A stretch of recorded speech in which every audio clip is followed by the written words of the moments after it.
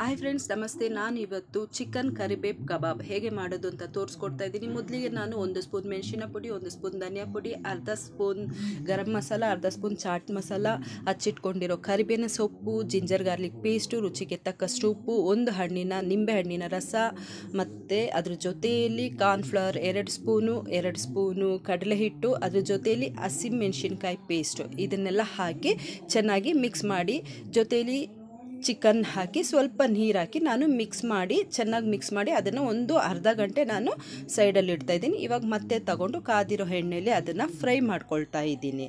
So ಇವಾಗ chicken kebab ready ಇದೆ. ಕರಿಬೇವಿನ ಚಿಕನ್ ಕಬಾಬ್ ರೆಡಿ ಇದೆ.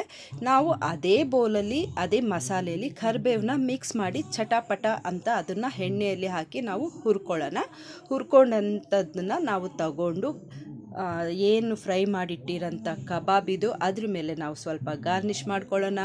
ಸೊ ಈ ವಿಡಿಯೋ ಇಷ್ಟ ಆಗಿದ್ರೆ ಲೈಕ್ ಮಾಡಿ, ಶೇರ್ ಮಾಡಿ, ಕಮೆಂಟ್ ಮಾಡಿ, ನನ್ನನ್ನು ಫಾಲೋ ಮಾಡೋದು ಮಾತ್ರ ಮರಿಬೇಡಿ. Thank you so much. ವಿಡಿಯೋನ ನಿಮ್ಮ ಫ್ಯಾಮಿಲಿ ಫ್ರೆಂಡ್ಸ್ಗೂ ಎಲ್ಲರಿಗೂ ಶೇರ್ ಮಾಡಿ. Thank you.